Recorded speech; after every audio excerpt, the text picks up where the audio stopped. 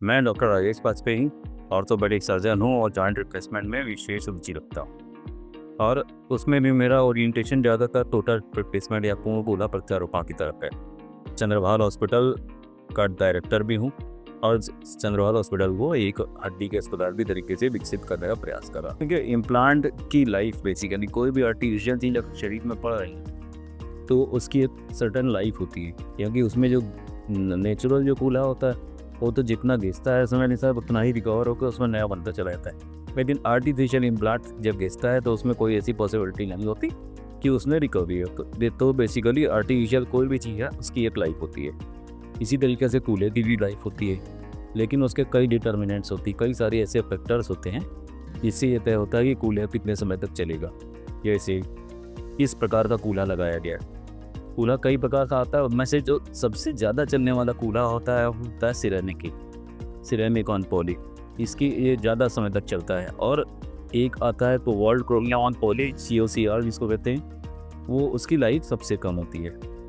तो इसमें सबसे पहली चीज़ है, अगर यंग पेशेंट है जिसको लंबे समय तक हम लोग को कूल्हा प्रत्यारोपण कूल्हा चलाना है तो हमेशा बेस्ट पॉसिबल कूल्हा लेकर चलना चाहिए। दूसरी चीज़, इम्पोर्टेड हिप जो होते हैं, जो ग्लोबली सप्लाई होते हैं, उनमें जनरली लाइफ ज़्यादा होती है, क्योंकि उनको हर देशों में अलग अलग तरीके से क्वालिटी चेक से पास ना होता है, तो इस तरीके से उनकी क्वालिटी ज़्यादा होती है। लेकिन सिर्फ इम्प्लांट अकेला नहीं जैसे लॉन्जिविटी तय होती है, उसकी लाइफ तय होती है, उसके अलावा और कई फैक्टर भी होते हैं जिनसे लाइफ तय होती है। जैसे नंबर 1, बॉडी वेट। जितना ज़्यादा बॉडी वेट होगा, शरीर का वजन जितना जितना भारी होगा, उतना कूल्हे में पड़ने वाला लोड ज़्यादा होगा और उसका घिसाव उतना ज़्यादा।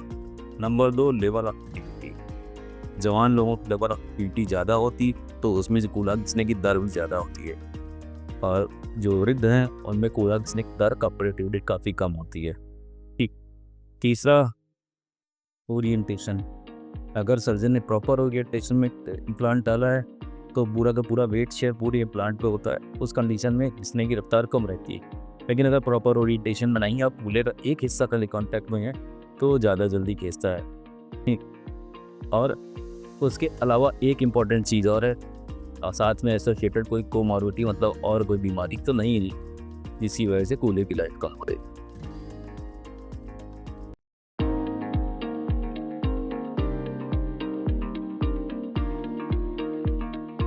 हमारे चैनल को लाइक करें और सब्सक्राइब करने के लिए बेल आइकन पर क्लिक करें।